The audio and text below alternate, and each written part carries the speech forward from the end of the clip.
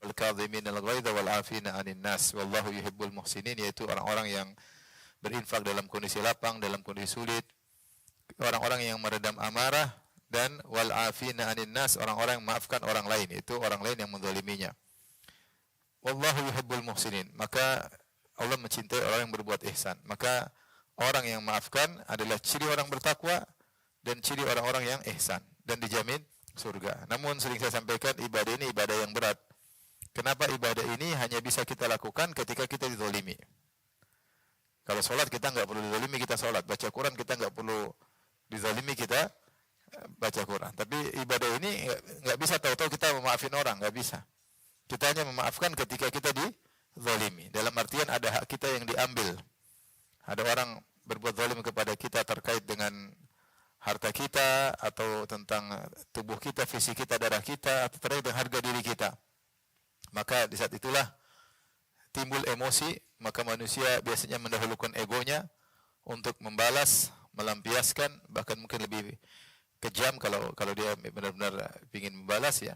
Tetapi syariat menganjurkan yang sebaliknya.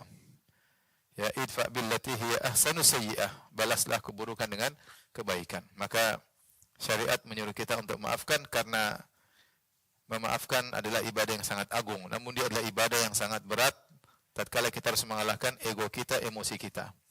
Oleh karenanya kita membaca risalah yang ditulis oleh Ibnu Taimiyah rahimahullah yang judulnya Qaidatun fi Sabr. Sudah kita sampaikan pada pertemuan pertama, muqaddimah. Yang kedua kita sebutkan 20 kiat agar kita bisa memaafkan. Jadi harapan saya ibu-ibu kalau sudah habis ngaji ini mudah memaafkan suami. Dengar ibu-ibu? Dengar atau tidak? Dengar ya. Dan dipraktekkan nih, kalau suami salah maafin, suami salah maafin. Agar ibu-ibu menjadi penghuni surga. Hidup ini cuma sebentar.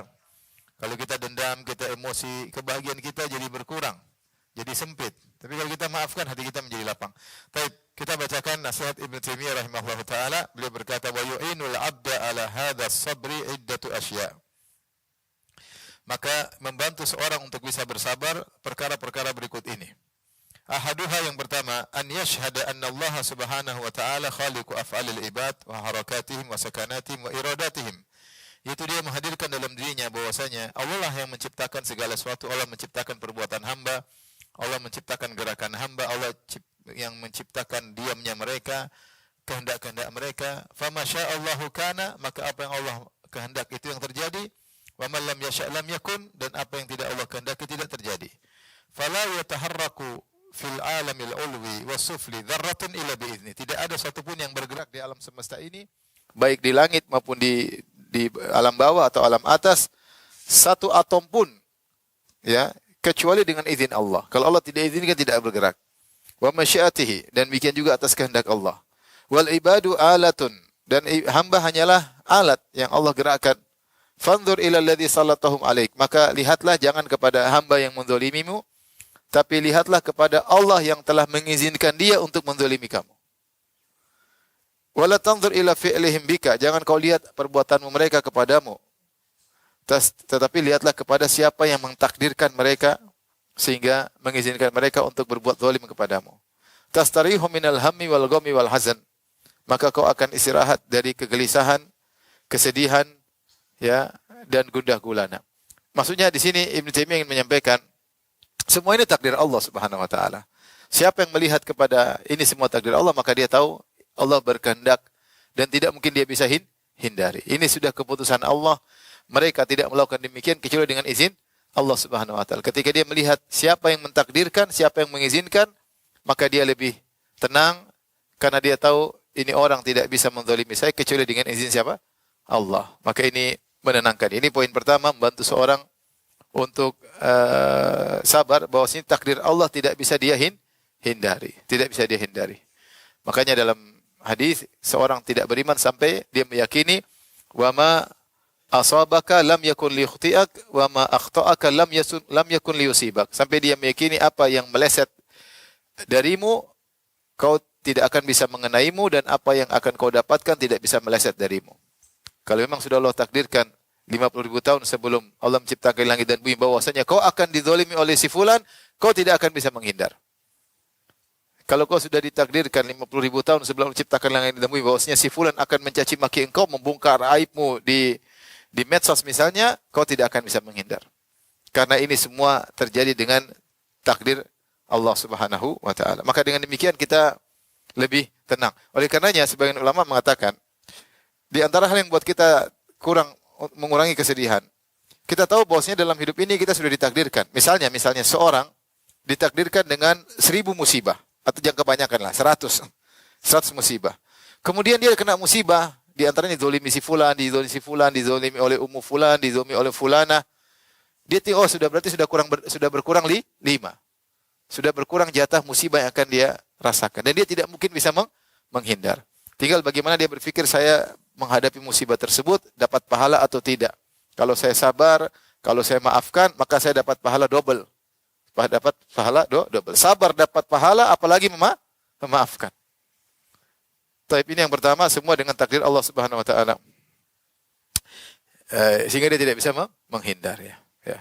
Makanya saya bilang sama bapak-bapak, kalau ada istri ngomel, bilang sama istri, omelanmu telah dicatat 50.000 tahun sebelum Allah ciptakan langit dan bumi. Saya tidak bisa menghindar. Allah sudah takdirkan hari ini kau ngomel sama saya. Mau diapain? Dan semua musibah seperti itu. Ya. Ada orang zalimi kita, ada orang jatuhkan kita, sudah takdir. Allah yang izinkan. Kalau Allah tidak izin, tidak akan terjadi. Ketika Allah izinkan, tentu ada hikmah yang Allah kehendaki. Berikutnya yang kedua, an yashhada dzunubahu wa inna Allah innama sallatahum alaihi bidzambihi. Dia menghadirkan dalam dirinya bahwasanya dia punya banyak dosa. Dan tidaklah Allah mengizinkan si fulan menzalimi dia kecuali karena dosa yang pernah dia lakukan. Kama qala ta'ala, ya, sebagaimana Allah berfirman, "Wa ma asabakum min musibatin fabima kasabat aydikum wa ya'fu an katsir." Tidak ada musibah apapun yang menimpa kalian kecuali akibat ulah perbuatan kalian, dan Allah mengampuni banyak kesalahan kalian. Fa idza syahidal abdu anna jami'a ma yanaluhu minal makruh fasababuhu dzunubuhu ishtaghala bit-taubati wal istighfar. Jika seorang hamba sadar bahwasanya musibah apapun yang menimpanya yang tidak dia sukai, semuanya sebab dosa-dosanya, maka dia akan sibuk beristighfar. Dia akan sibuk bertaubat. Minadz dzunub allati sallatahum alaihi. Dan dia sehingga tidak sibuk ya dari an dhammihim wa laumihim, sehingga dia akan sibuk istighfar dan bertobat dari dosa-dosa yang merupakan sebab mereka menzaliminya. Sehingga dia tidak sibuk untuk dhammihim wa laumihim, tidak sibuk untuk mencela mereka, merendahkan mereka, walau waqi'atu fihim, menjatuhkan mereka, tidak. Tapi dia sibuk untuk dirinya. Wa idza ra'aital abda yaqa'u fin nasi idza adawhu wa la yarji'u ila nafsihi bil laum wal istighfar fa'lam anna musibatahu musibatun haqiqiyah. Kalau kau melihat ada seorang dizalimi oleh orang lain, ternyata dia sibuk mengkanter, merespon, dia lupa untuk istighfar dan bertobat, ketahuilah itu musibah sesungguhnya. Wa idza taba astaghfara wa qala hadza bi dhunubi sarat fi haqqihi ni'matan. Tapi ketika dia terkena ujian, terkena dizalimi oleh orang, kemudian dia mengatakan ini akibat dosa-dosaku, dia bertobat, maka sesungguhnya musibah tersebut adalah nikmat. Kenapa? Gara-gara dia dizalimi, dia ingat kembali kepada Allah. Dia ingat bahwasanya ini semua sebab dosa-dosanya. Ketika seorang mengingat dosa-dosanya, bertobat, nikmat atau bukan? Nikmat. Karena bertobat adalah ibadah yang sangat agung. Maka jika seorang dizalimi, ini kita semua pasti pernah dizalimi. Kemudian dia sibuk dengan orang yang menzalimi tadi, mengkantar, klarifikasi, sibuk malah menjatuhkan, merendahkan, balas dendam. Maka sungguhnya dia terkena musibah yang sungguhnya bahwasanya lupa bahwasanya dia adalah hamba yang penuh dosa adalah musibah. Lupa bahwasanya dia adalah hamba yang penuh dosa adalah musibah tersendiri. Maka seandainya kita terkena musibah, dizalimi orang, banyak istighfar. Astaghfirullah, ini gara-gara dosa-dosa saya. Astaghfirullah, atubu ilaih, astaghfirullah, atubu ilaih, astaghfirullah, atubu ilaih. Ya. Maka disitulah nikmat yang kelihatannya musibah ternyata menjadi nikmat karena membuat kita sadar akan hakikat diri kita yang penuh dengan dosa. Qala Ali bin Abi Thalib radhiyallahu anhu kalimatan min jawahiril kalam. Ali bin Abi Thalib radhiyallahu anhu mengucapkan satu kalimat yang sangat indah yang merupakan kalimat intan berlian. Beliau berkata, la yarjuwanna 'abdun illa rabbahu wa la yakhafanna 'abdun illa dzambahu. Janganlah seorang hamba berharap kecuali hanya kepada Allah, dan yang tidaklah seorang hamba takut kecuali dosanya. Ya. Karena apa yang terjadi akibat dosanya. Apa yang terjadi akibat dosanya. Ya. Wa ruya anhu wa an ghairihi, dan juga diriwayatkan dari Ali dan juga dari selainnya, ma nazala bala'u illa bidzambin wala rufi'a illa bitaubah. Tidaklah ada musibah turun kecuali akibat dosa, dan tidaklah diangkat kecuali dengan bertaubat. Maka ibu dirahmati Allah Subhanahu wa taala, ada musibah, orang zalimi kita, musibah suami kurang baik sama kita, anak-anak, segera bertobat dan beristighfar. Bisa jadi semua itu akibat dosa-dosa yang kita lakukan. Alhamdulillah, karena siapa yang dikasih musibah, maka dosanya berkurang. Makanya Rasulullah SAW bersabda, "Ma yusibul muslim min wasabin wala nasabin wala hammin wala hazanin wala adhan hatta syauka yushakuha illa kafarallahu bi khotoyahu." Tidaklah suatu musibah pun menimpa seorang muslim berupa keletihan, sakit, gundah gulana, kesedihan, dizalimi orang sampai duri yang mengenainya, kecuali akan menjadi penggugur apa? Dosa-dosanya. Orang caci maki kita, berapa banyak dosa yang gugur. Kita maksiat, ya, malas ibadah, mungkin nonton yang tidak-tidak, mungkin ikut-ikutan menggibahin orang, ya, banyak dosa. Allah punya cara untuk menggugurkan dosa-dosa kita. Di antaranya Allah kasih musibah. Di antara bentuk musibah tersebut adalah dizalimi oleh orang lain. Mungkin uang kita dicuri, mungkin harta kita diambil, mungkin orang tidak amanah bawa lari uang kita, ya. Mungkin macam-macam lah. Orang menjatuhkan kita, menuduh yang tidak-tidak, ya. Harta kita dirampas, kita terjatuh. Maka semua itu kalau kita terima dengan sabar, akan menggugurkan dosa-dosa kita. Karena kalau kita disuruh bertobat, kita kayaknya nggak ada dosa. Makanya jarang kita istighfar, jarang bertobat. Kalaupun kita beristighfar tidak maksimal, tidak berkualitas. Astagfirullah, astagfirullah, astagfirullah. Tidak membayangkan bahayanya dosa, enggak. Maka Allah sayang dengan cara Allah dikasih musibah. Di antara bentuk musibah tersebut, orang zalimi kita. Ya sudahlah. Ini pernak-pernik kehidupan. Siapa sih yang tidak dizalimi? Nabi orang soleh saja dizalimi oleh orang, apalagi kita yang banyak dosa. Oleh karenanya kalau kita zalimi, kita jangan sibuk mengkanter, jangan sibuk kemudian merespon, sibuk dengan respon terhadap dosa kita. Ini semua akibat dosa-dosa yang kita lakukan. Paham Ibu? Paham ya? Jangan lupa istighfar. Astaghfirullah tubuh ilaih. Astaghfirullah tubuh ilaih. Yang ketiga ibu-ibu, agar mudah memaafkan suami. An yashhadal abdu husnas thawab alladhi wa'adahu Allah liman afa wa sabar. Hendaknya dia menghadirkan dalam dirinya tentang indahnya pahala yang Allah janjikan bagi orang yang memaafkan dan bersabar. Bahwasanya pahala yang sangat besar. Kama qala ta'ala, Allah berfirman dalam surat Asy-Syura ayat 40, wa jazaa'u sayyi'atin sayyi'atun misluha. Balasan keburukan adalah keburukan yang semisalnya. Faman afa wa aslaha fa ajruhu 'ala Allah. Siapa yang memaafkan dan memperbaiki, maka pahalanya di sisi Allah. Allah yang tanggung. Innahu la yuhibbuz zalimin. Sesungguhnya Allah tidak menyukai orang-orang zalim. Kata Ibnu Taimiyah rahimahullah, "Walamma kana an-nasu 'inda muqabalatil adza thalathata aqsam." Manusia dalam mencikapi kezaliman orang, 3 model. Orang zalimi dia, untuk merespon, ini ada 3 model respon manusia. Yang pertama, zalimun ya'khudhu fawqa haqqihi.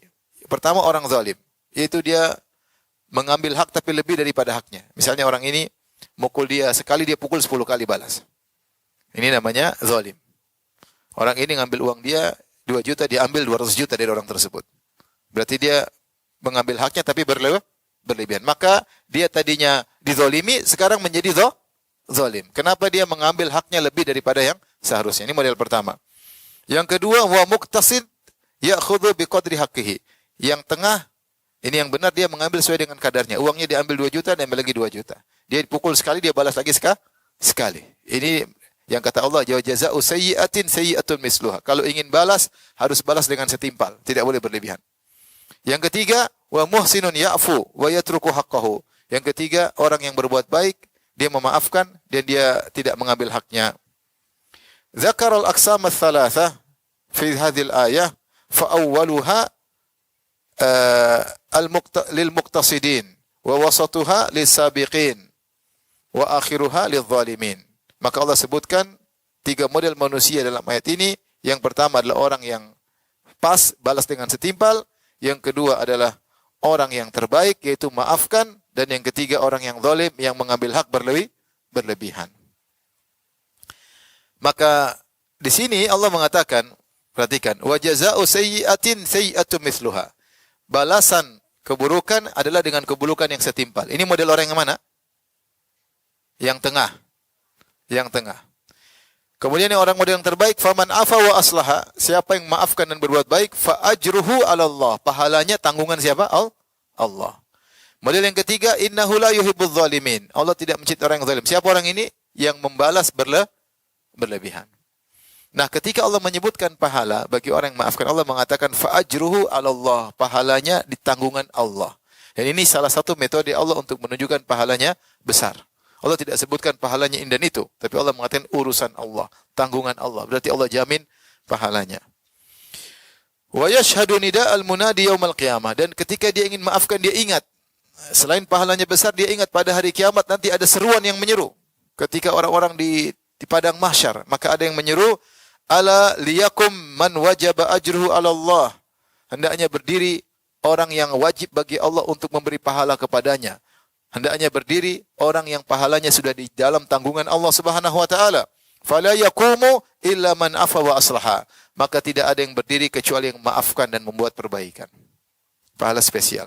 Saya sudah sampaikan pada pertemuan lalu, Imam Ahmad ketika ditanya, kenapa kau memaafkan? Dia dizolimi, dicambuk sampai dagingnya lepas. Dia tidak marah sama mereka sama sekali. Dia ingat, saya ingin dipanggil pada hari kiamat kelak. Siapa yang wajib pahalanya bagi Allah, Allah tanggung, silakan berdiri. Maka tidak ada yang berdiri kecuali yang memaafkan. Kalau kita sering dizolimi, berarti ibadah kita memaafkan semakin banyak atau tidak? Semakin banyak. Kita nggak pingin dizolimi orang. Siapa yang senang dizolimi orang? Tapi itu sudah konsekuensi hidup. Kalau kita hidup pasti interaksi. Kalau interaksi pasti terjadi kesalahan-kesalahan. Mungkin entah kita yang salah, entah dia yang salah. Kalau dia yang salah berarti kita dizolimi. Nah, kalau kita di posisi dizolimi, segera maafkan. Segera maafkan. Dan banyak kadang orang menzolimi kita nggak tahu. Saya aja betapa banyak orang datang kepada saya nggak kenal mereka. Kata Ustaz, maaf Ustaz, saya pernah begini-begini antum.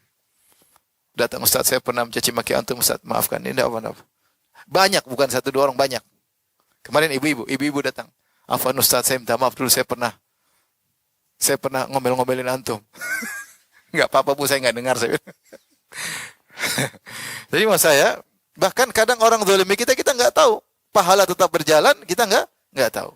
Makanya di antara perkataan ulama, para sahabat dicaci maki orang Syiah. Padahal mereka sudah meninggal. Orang Syiah sampai sekarang caci maki sahabat. Kafir-kafirkan sahabat. Kenapa pahala mereka semakin tinggi?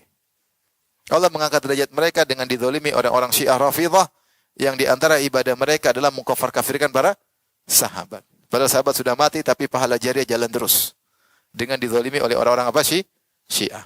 Ini saya sendiri merasakan, maksudnya orang datang kepada saya minta maaf.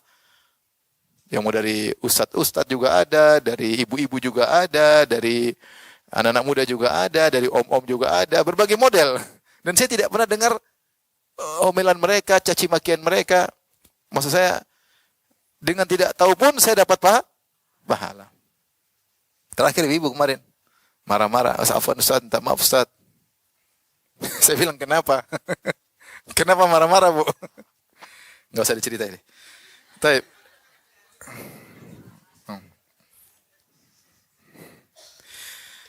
Tapi kita lanjutkan.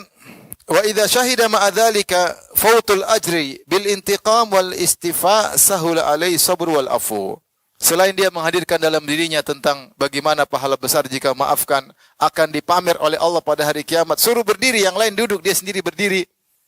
Kemudian dia ingat juga betapa rugi kalau saya tidak memaafkan. Saya hanya dendam, pahala hilang, rugi. Kalau saya dendam, saya respon, rugi. Saya tidak dapat pahala memaafkan. Maka mudah bagi dia untuk memaafkan. Dendam-dendam buat apa? Capek. Ini yang keberapa Ibu? Yang ketiga. Jadi hadirkan dalam diri kita betapa agung pahala orang memaafkan. Yang keempat, agar kita mudah memaafkan. An yashhada annahu idza afa wa ahsana awrathahu dzalika min salamatil qalbi li ikhwanihi wa naqaihi minal ghish wal ghil wa talabil intiqam. Hadirkan dalam dirinya, jika dia memaafkan dan berbuat baik, maka itu akan memunculkan dalam dirinya selamatnya hatinya, bersihnya hatinya terhadap saudara-saudaranya. Sehingga hatinya tidak ada kejengkelan kepada orang lain. Tidak ada ingin mencelakakan orang lain. Tidak ada keinginan untuk balas dendam. Wa iradati syarr, dan tidak ingin keburukan bagi orang lain. Bersih, orang seperti hidupnya bahagia. Wa hasalallahu min halawatil afwi ma yazidu ladzatahu wa manfaatahu ajilan wa ajilan. Bahkan dengan memaafkan, dia merasakan manisnya memaafkan yang bertambah-tambah kelezatan hatinya dan mendapatkan manfaat bagi hatinya baik segera maupun belakangan. Alal manfaatil hasilati lahu bil intiqam adhafan mudha'afah. Kalau dia balas dendam mungkin ada manfaat, dia puas. Orang kalau balas dendam berhasil, puas atau tidak? Puas. Tapi kalau dia maafkan, kata Ibnu Taimiyah, kelezatannya lebih daripada itu, daripada kepuasan balas dendam. Kalau ada orang maki kita, kemudian kita maki habis, kita habis lu, puas enggak? Bahagia enggak? Bahagia. Tapi kalau kita maafkan, kata Ibnu Taimiyah, lebih bahagia. Wa yadkhulu fi qoulihi ta'ala, dan ini masuk dalam firman Allah Subhanahu wa taala, wallahu yuhibbul muhsinin. Allah mencintai orang-orang berbuat ihsan, orang yang maafkan orang ihsan. Fa yasiru mahbuban lillah, maka dia ketika dia memaafkan jadilah dia dicintai oleh Allah. Subhanallah. Kalau orang sudah dicintai Allah apa? Ya sudah. Nyaman, dicintai oleh Allah. Allah akan buat dia bahagia. Wa yasiru haluhu halaman ukhidha minhu darahim fa uidha anha ulufan minad dananir. Maka perumpamaan orang ini seperti orang yang dicuri beberapa keping dirham, karena dia maafkan diganti dengan ribuan dinar. Maksudnya Ibnu Taimiyah ingin, dia realistis. Ibnu Taimiyah rahimahullah realistis. Maksudnya kalau kamu balas dendam ada kepuasan. Benar atau tidak? Puas. Saya sudah maki dia, udah lega, plong. Ada kepuasan membalas dendam. Tapi kalau kau maafkan, lebih lezat, lebih indah, lebih bahagia. Dan hatimu bersih. Tidak ada kedongkolan, tidak ada kejengkelan, tidak keinginan keburukan. Semua sudah takdir Allah. Ini karena dosa-dosa saya. Selesai. Pahala besar. Selesai. Hati bersih. Dan kalau hati bersih, hidup nyaman. Yang buat kita tidak bahagia apa? Kalau kita dongkol, kalau kita jengkel, kalau kita hasad, kalau kita mangkel. Itu yang buat kita tidak bahagia. Tapi kalau hati kita bersih dari itu semua, kita bahagia. Di antara cara agar hati kita itu bersih dari ini semua, memaafkan. Dia ngomong, udahlah, qadarullah. Itu sudah takdirnya begitu. Udah. Sudah takdirnya. Udah. Bahagia. Plong. Ya. Tinggal ngurus suami. Ya kan? Coba kalau jengkel, apa ini? Suami nggak diurusin akhirnya. Harusnya privasi kita terganggu. Harusnya kita nyaman ngobrol dengan suami, ngobrol anak-anak. Ngurusin anak, dan itu keindahan tersendiri. Ngurus privasi itu bahagia. Ngurus suami, ngurus anak-anak. Kita sibuk ngurusin orang, sibuk merespon, sibuk klarifikasi, sibuk konfirmasi, sibuk afirmasi, sibuk menyerang, habis waktu. Taib. Maka perumpamaan yang dibuat oleh Ibnu Taimiyah sangat indah. Orang yang dizolimi seperti diambil beberapa keping dirham, tapi kalau dia maafkan diganti dengan ribuan dinar. Dia ada kebahagiaan. Fahina idzin yafrahu bima manna Allahu alaihi a'zama farahim ma yakun. Maka ketika itu dia akan bahagia atas anugerah Allah Subhanahu wa taala dengan seagung-agungnya kebahagiaan jika memaafkan. Makanya saya sudah sampaikan pada pertemuan ini, tulisan dibuat oleh orang yang pemaaf. Ibnu Taimiyah terkenal orang yang sangat memaafkan. Jadi dia bukan teori. Dia menceritakan mungkin pengalaman yang dia rasakan. Tidak ada orang pemaaf seperti Ibnu Taimiyah rahimahullah. Artinya di zaman dia terkenal. Zaman dia sangat pemaaf sampai musuh-musuhnya mengatakan, Ibnu Taimiyah kami berusaha menjatuhkannya. Ketika dia ingin bisa mampu untuk menjatuhkan kami, dia justru maafkan. Ibnu Taimiyah rahimahullah ta'ala. Makanya sebagian sahabat Ibnu Taimiyah mengatakan, yaqulu ba'du ashabil kibar, berkata sebagian murid-murid senior Ibnu Taimiyah, ya, wadidna anna li ashabina ka Ibnu Taimiyah li a'dahi. Kami berangan-angan sikap kami kepada sahabat-sahabat kami seperti sikap Ibnu Taimiyah terhadap musuh-musuhnya. Maksudnya Ibnu Taimiyah sama musuhnya pun dia baik, dia doakan. Ketika terkena musibah dia bantu, padahal musuhnya. Dan saya sudah sebutkan contohnya kalau nggak salah pertemuan sebelumnya. Jadi apa yang ditulis ini adalah wallahu a'lam mungkin pengalaman dia, bahwasanya kalau maafkan itu akan mendatangkan apa? Kebahagiaan. Karena ada orang cuma pandai teori tapi tidak melaksanakan. Ini ditulis oleh orang bukan sekedar teori, tapi dia melakukan sikap memaafkan yang sangat luar biasa. Yang kelima, al-khamis. Ada berapa ibu? Ada 20 ya. Ini baru keberapa yang kelima. An ya'lama annahu man taqama ahadun qatli nafsihi illa awrathahu dzalika dhullan wajadahu fi nafsihi. Hendaknya dia tahu bahwasanya tidaklah seorang pun balas dendam untuk membela hawa nafsunya, untuk membela jiwanya, kecuali hal itu akan menimbulkan kehinaan dia dapati dalam dirinya. Artinya dia kalau sudah itu ada kerendahan dia dapati dalam dirinya. Fa idza afa a'azzahu Allah. Tapi kalau dia maafkan ada rasa kebahagiaan dalam dirinya. Itu kemuliaan, ada rasa kemuliaan dalam dirinya. Tapi kalau dia balas dendam, dia maki-maki, dia merasakan ada kehinaan dalam dirinya. Wa hadza mimma akhbara bihi shadiqul masduq haitsu yaqul, dan ini yang sudah pernah dikabarkan oleh Nabi sallallahu alaihi wasallam yang benar dan dibenarkan ketika Nabi bersabda, "Ma zadallahu 'abdan bi afwin illa izzan." Tidaklah seorang memaafkan kecuali Allah akan tambahkan kemuliaan baginya. Benar, maksudnya kita lagi bermasalah sama orang, kemudian kita bantah, kita ada rasa terhina dalam diri kita, meskipun kita menang dalam perbantahan tersebut atau dalam rangka membela diri kita. Tapi kita maafkan, tidak ada rasa itu. Benar-benar kita merasa mulia. Allah benar-benar menjadikan hati kita mulia. Alhamdulillah saya tidak merendahkan diri saya, sibuk dengan urusan begitu. Ada kemuliaan Allah berikan dengan memaafkan. Dan ini sabda Nabi, "Ma zadallahu 'abdan bi afwin illa izzan." Tidaklah seorang memaafkan kecuali semakin dimuliakan oleh Allah Subhanahu wa taala.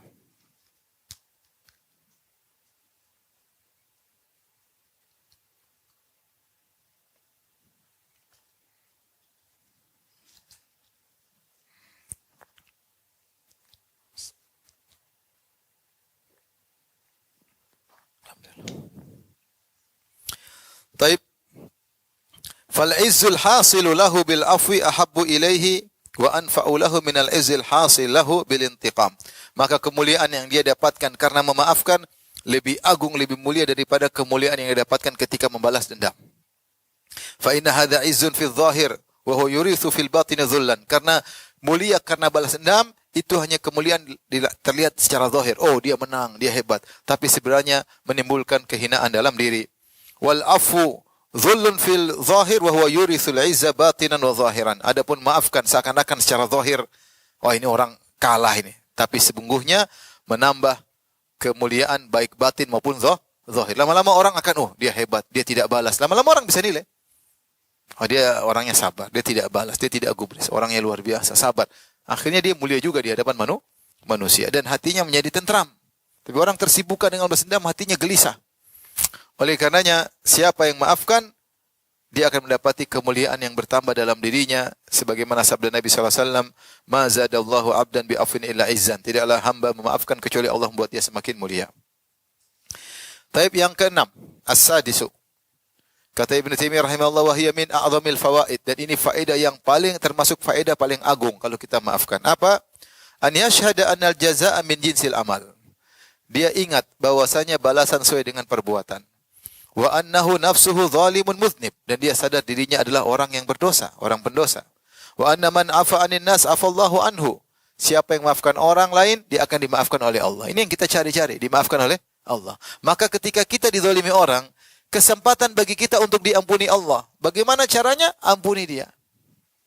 Ya ukhti, dosa kita banyak. Ibu-ibu dosanya banyak enggak? Ngaku lagi. Insyaallah. Enggak usah dosa jauh-jauh, dosa sama suami aja banyak atau tidak? Jujur ibu-ibu ya, Masya Allah. Itu baru sama suami. Belum sama orang tua, belum sama kakak, belum sama adik, belum sama tetangga, belum sama teman pengajian, belum sama... Nah, kesempatan ketika orang zalimi kita, agar kita diampuni oleh Allah, kita ampuni dia. Kesempatan. Makanya Allah mengatakan, "Wal ya'fu wal yasfahu, ala tuhibbuna ayaghfirallahu lakum." Hendaknya berlapang dada dan maafkan. Tidakkah kalian suka jika diampuni oleh Allah? Dan itu kaidah al-jazaa' min amal, balasan dengan sesuatu yang perbuatan. Siapa yang merahmati, dirahmati oleh Allah. Siapa yang menolong, akan ditolong oleh Allah. Siapa yang memaafkan, akan dimaafkan oleh Allah. Dan ini salah satu faedah yang paling agung kata Ibnu Taimiyah. Cukup kita menghadirkan ini saja, sudah membuat kita mudah memaafkan.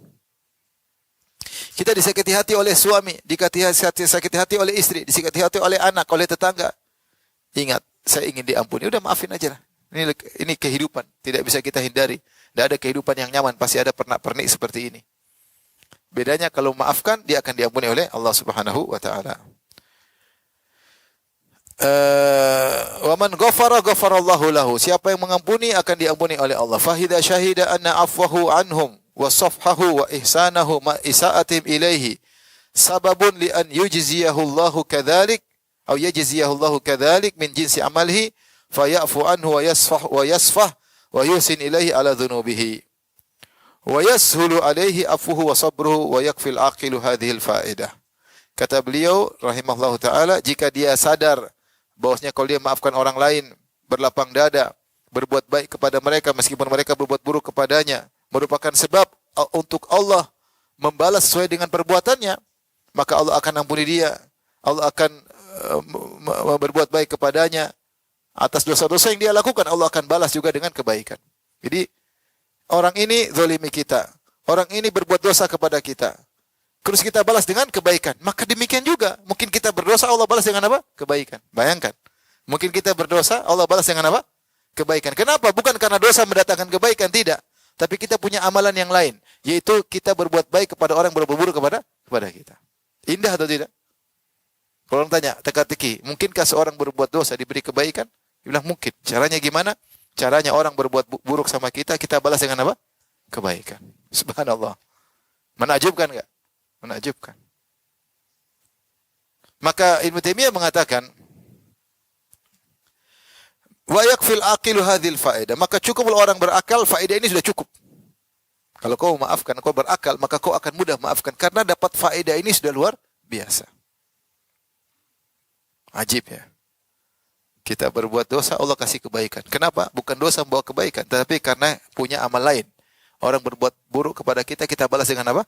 Kebaikan. Al-jaza' misal amal. Sebagaimana kau berbuat, kau akan dibalas. Kama tadin tudan.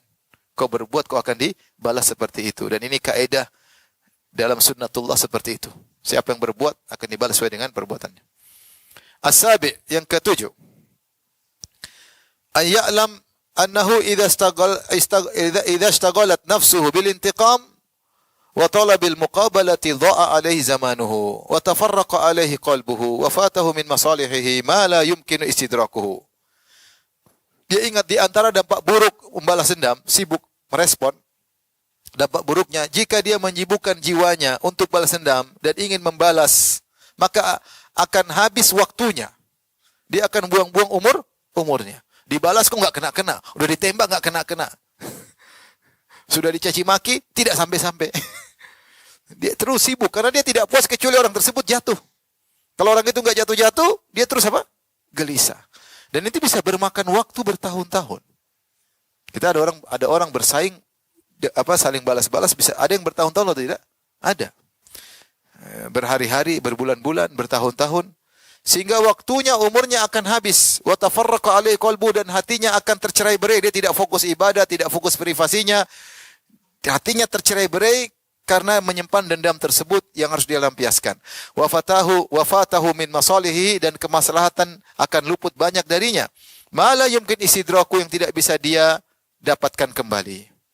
Wa la'alla hadza yakunu a'zama alaihi minal musibati allati nalatu min jihatihim. Bisa jadi musibah ini lebih dahsyat daripada musibah kezaliman mereka kepadanya.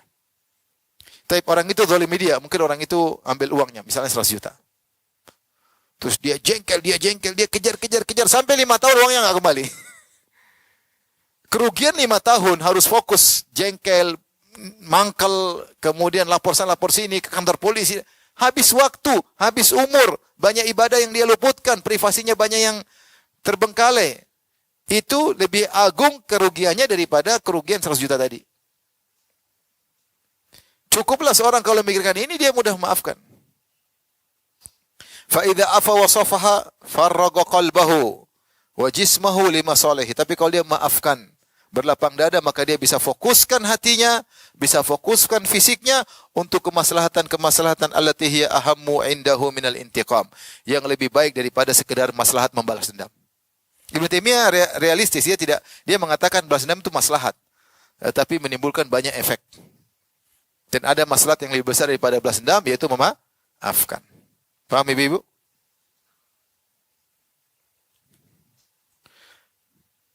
Yang kedelapan, anantiqamahu wastifa'ahu wantisarahu li nafsihi wantiqamahu laha fa inna Rasulullah sallallahu alaihi wasallam man taqama li nafsihi qat. Dia ketahuilah bahwasanya kalau dia balas dendam, dia ingin balas dendam, dia ingin membalas, sungguhnya dia hanya membela jiwanya, bukan membela Allah Subhanahu wa taala, tapi dia untuk membela apa? Nafsunya. Maka hendaknya diketahui Rasulullah SAW tidak pernah membalas untuk jiwanya, enggak pernah. Man taqama Rasulullah SAW min nafsihi qat, dalam hadis Rasulullah SAW tidak pernah membalas untuk kepentingan jiwanya, pribadinya, enggak pernah. Padahal siapa Nabi? Fa idza kana hadza khaira khalqillahi wa akramahum 'ala Allah lam yakun yantakim min nafsihi.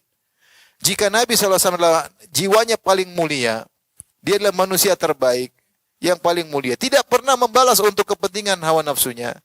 Ma'anna adhahu adhan lillahi wa yata'allaku bihi huququddin wa nafsu ashraful anfus wa azkaha wa abarruha wa ab'aduha min kulli khuluqin madhmum wa ahaqquha bi kulli khuluqin jamil.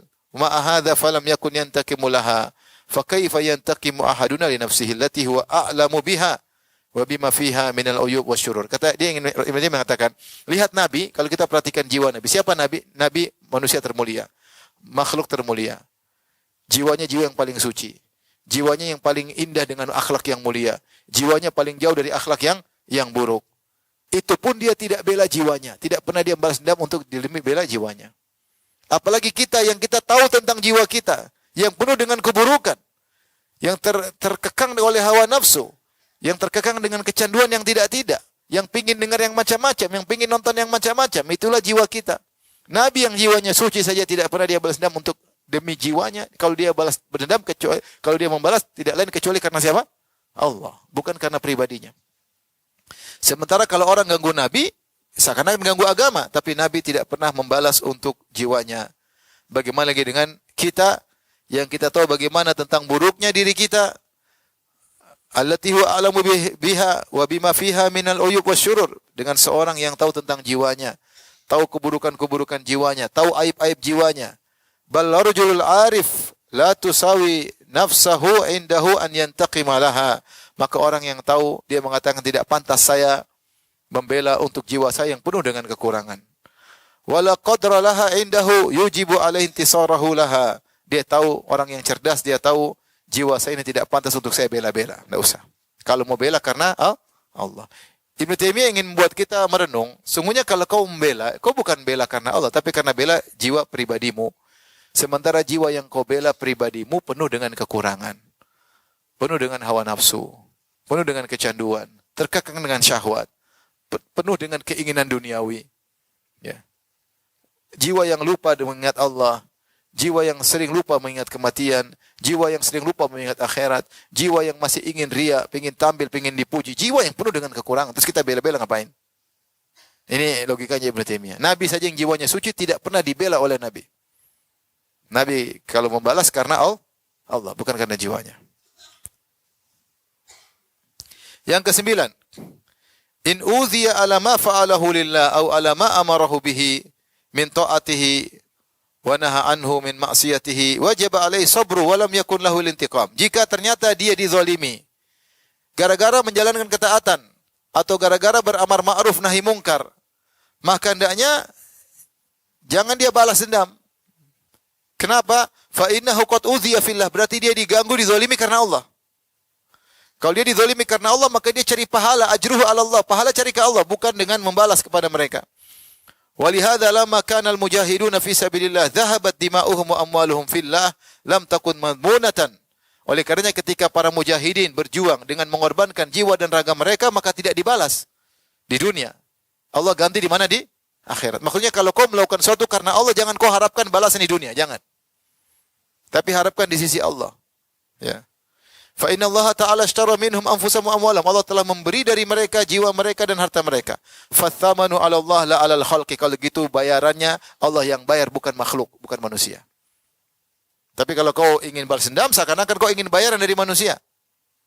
Faman talaba thamana minhum lam yakun lahu 'ala Allahi thaman. Siapa yang berharap balasan dari makhluk, bayaran dari makhluk, dia tidak akan mendapat bayaran dari Allah Subhanahu wa taala. Fa innahu man kana fillahi talafuhu kana 'ala Allahi khalafuhu. Maka siapa yang kerusakannya dia alami karena Allah, maka Allah yang akan menggantinya. Atau khulfuhu, Allah yang akan menggantinya. Oleh karenanya Ibnu Taimiyah mengatakan, kalau kau dizolimi, dua kemungkinan ya. Kau dizolimi karena ketaatan, karena berdakwah, beramar nahi mungkar, karena mengingatkan, akhirnya kau dizolimi, dijatuhkan, maka jangan pernah membalas. Karena kalau kau balas, kau ingin dapat ganjaran dari dunia. Itu Allah, kau puas. Tapi carilah balasan di mana? Sisi Allah. Cari bayaran di sisi Allah. Karena kaedahnya kalau kau terzolimi, rusak di jalan Allah, yang tanggung adalah Allah, bukan makhluk. Seperti orang berjihad dia mati karena Allah, maka Allah tidak ganti jasadnya di dunia. Tapi Allah ganti di mana? Di akhirat. Wa in kana qad udhi ala ma'siyah. Tapi kalau yang kedua kau ternyata dizolimi karena kau bermaksiat. Falyarji' bil laum ala nafsihi. Maka hendaknya engkau mencela dirimu sendiri.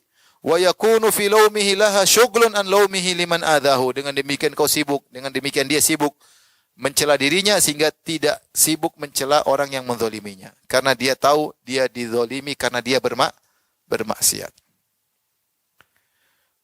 Kemungkinan ketiga, wa in kana qad udhi ala hadzin falyuwattin nafsahu ala sabr.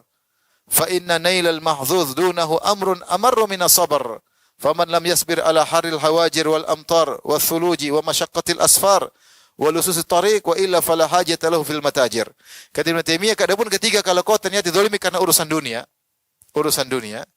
maka sabarlah ya. Sabarlah ya. Karena sabar itu lebih indah ya daripada hilangnya duniamu ya. Sabar itu lebih indah. Maka siapa karena hilangnya perkara dunia lebih pahit daripada kesabaran. Maka siapa yang sabar, dia akan merasakan keindahan. Faman lam yasbir, Ibnu Taimiyah mengatakan, siapa yang tidak bersabar atas panasnya terik matahari, tidak sabar akan hujan yang deras, bersafar ketika ada salju, beratnya bersafar, tidak sabar kalau ternyata ada pencuri di tengah jalan, maka tidak perlu dia berdagang. Maksudnya Ibnu Taimiyah mengatakan kalau orang dagang dulu seperti itu. Bersafar jauh, musim hujan, musim panas, ada musim salju, terkadang ada perampok di tengah jalan. Ya kalau mau berdagang ada resiko. Kalau tidak mau nempuh resiko, tidak usah berdagang. Seakan-akan kalau kau ingin berdakwah tapi nyaman-nyaman aja, nggak ada yang celah, ya sudah nggak usah dakwah. Tapi kalau kau sudah masuk dalam medan dakwah, mengingatkan orang, beramar ma'ruf nahi mungkar, pasti kau akan diuji. Kalau kau tidak siap diuji, tidak usah masuk dalam medan dakwah. Wa hadha amrun ma'lumun 'inda an-nas anna man sadaqa fi talabi syai'in min al-asya' badala min as-sabr fi tahsilihi biqadri sidqihi fi talabihi. Dan ini perkara yang sudah diketahui oleh orang-orang, siapa yang benar-benar jujur ingin mencari sesuatu, maka dia harus bersabar dalam mencari tersebut, ya. Dan dia akan meraih hasil sesuai dengan sabarnya tadi. Kalau dia nggak sabar, nggak jadi. Sabar sampai dia meraih apa? Hasil.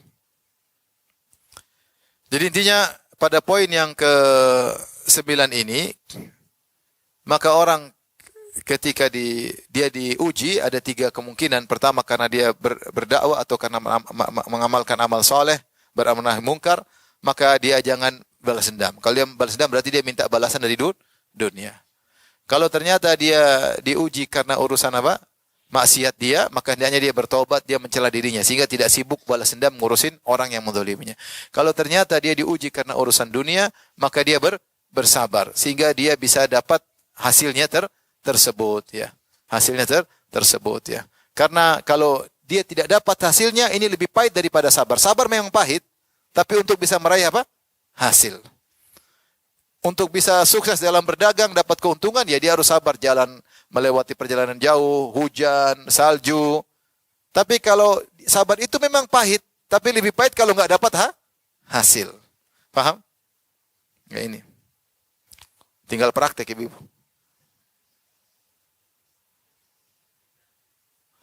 Yang ke-10. Yang ke-10 ini juga indah agar kita mudah bersabar. An yashhada ma'iyyatallahi ma'ahu idza sabar. Dia ingat bahwasanya kalau dia bersabar Allah bersamanya.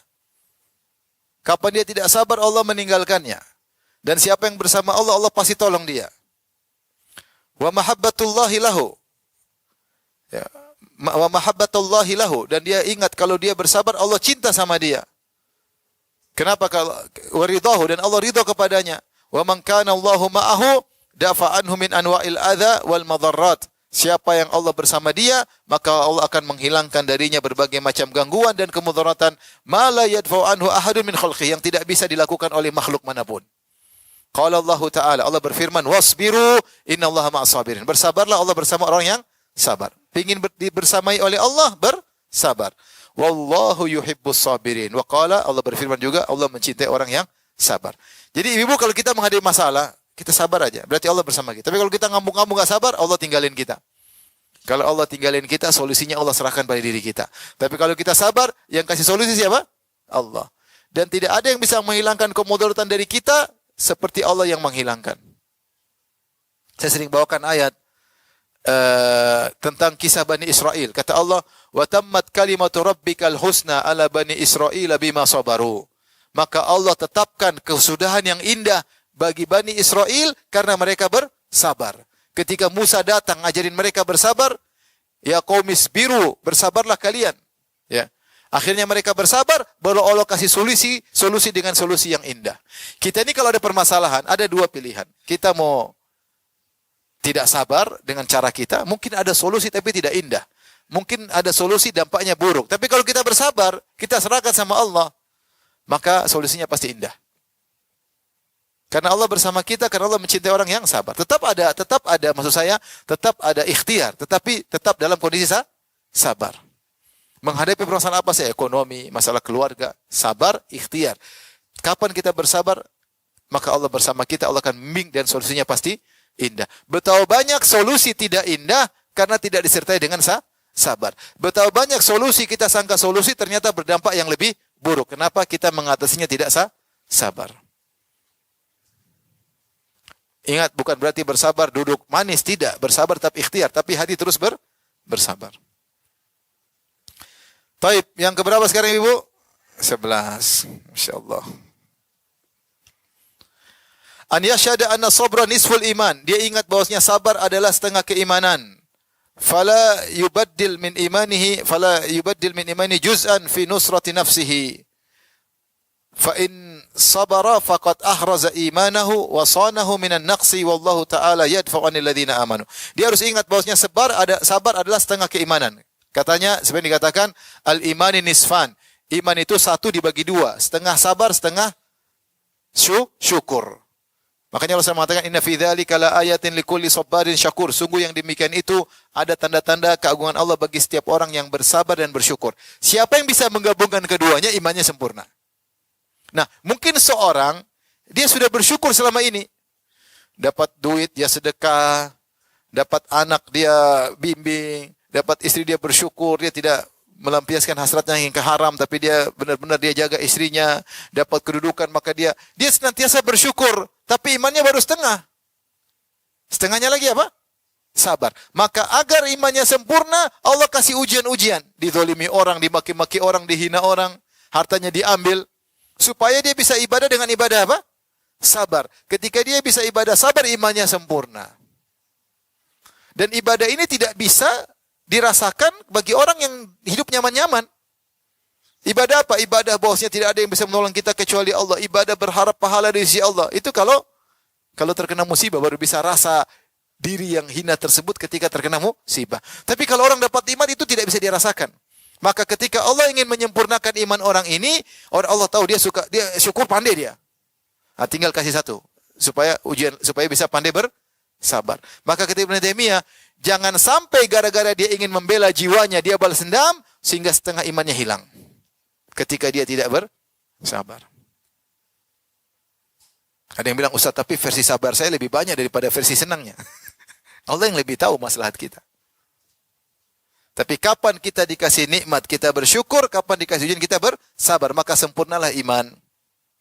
Kapan kita balas dendam, kesempatan setengah iman hilang. Maka jangan hidup cuma sebentar. Yang jadi patokan adalah hidup setelah kehidupan ini, bukan yang sekarang. Sekarang ini kaya miskin itu semua. Setelah ini baru kita tahu hakikat kehidupan yang sungguhnya, siapa yang bahagia, siapa yang menderita. Siapa yang levelnya tinggi, siapa yang levelnya rendah. Maka di antara kesempatan untuk kita mempersiapkan diri kita pada kehidupan berikutnya, sabar. Siapa yang bersyukur, pandai bersyukur, diuji, pandai bersabar, imannya telah sempurna. Tapi kalau dia balas dendam, imannya hilang setengah. Paham ibu? Jadi kalau suami bikin jengkel, gimana? Bersyukur, jangan bersyukur. Sabar. Agar iman sempurna. Ya, jangan maki-maki suami. Nasihat baik-baik, tapi tidak perlu maki-maki apa? Suami. Sabar, tetap bersabar. Agar pahala jalan terus, argo pahala jalan terus. Bayangkan orang diuji sampai 2 tahun, 3 tahun. Argo pahala jalan terus. Selama itu dia bersabar. Makanya pada hari kiamat kelak, kata Nabi SAW, ya waddu ahlul afiyah, hina yujazillah ahlal bala, law anna juludahum kanat kuridat fid dunya bil maqarid. Ketika orang-orang di akhirat kelak ada orang-orang yang nyaman-nyaman masuk surga dan orang-orang yang kena musibah terus masuk surga. Maka orang nyaman-nyaman ini berangan-angan seandainya mereka dikembalikan ke dunia, kemudian mereka digunting dengan gunting-guntingan besi. Karena mereka tahu ternyata pahala sabar sangat luar biasa. Makanya orang yang paling diuji Nabi Muhammad SAW. Makanya siapa yang diberi nikmat bersyukur, ya, kemudian diberi ujian dia bersabar, sempurna imannya. Kapan dia tidak sabar, balas dendam, ngamuk-ngamuk, maki-maki, bikin status melulu, hilang setengah imannya. Ibu sedikit-sedikit bikin status kan. Suami marah-marah, ternyata cinta sungguhnya tidak ada di dunia ini. Suami marah-marah, ternyata hanya Engkau ya Allah yang bisa aku andalkan. Sedikit-sedikit suaminya disindir terus. Kenapa enggak apa-apa. Kenapa enggak apa-apa. Gimana? Ini namanya tidak sabar. Maka hilang setengah iman yang kita bisa andalkan untuk di akhirat kelak. Bayangkan orang-orang yang dulu nyaman di dunia, pingin hidup lagi di bumi digunting-gunting. Karena mereka tahu ternyata sabar itu pahalanya sangat besar. Innama yuwaffas sabiruna ajran bighairi hisab. Sungguhnya orang yang bersabar pahalanya tanpa hisab. Teorinya begitu, Ibu. Tinggal praktek. Jadi jangan sedikit-sedikit bikin apa? Bikin status. Tahu-tahu bikin status love, kena terbelah 2. Wah. Insyaallah. Ini kenapa ya? Tahu-tahu bikin status layangan putus dua-duanya. Maksudnya apa? Orang bikin status aneh-aneh.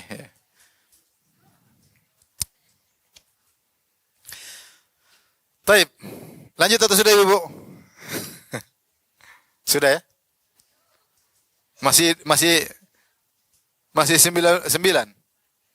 Hah? Cukup kuat sampai sore? Lanjut apa sudah? Tanya jawab aja ya. Pelan-pelan aja. Biar Ibu pulang renungkan, diamalkan. Ya. Oke, sampai sini aja dulu. Nanti insya Allah kita lanjutkan lagi Ibu ya. Biar Ibu benar-benar jadi penyabar. Harus diulang-ulang. Karena Ibu nanti dikasih tahu masuk telinga kanan, keluar telinga kiri. Kadang-kadang belum masuk langsung mental. Nah, jadi tidak sabar-sabar. Sudah dikasih ceramah tentang sabar enggak? Sabar. Wabillahi taufiq hidayah. Assalamualaikum warahmatullahi wabarakatuh.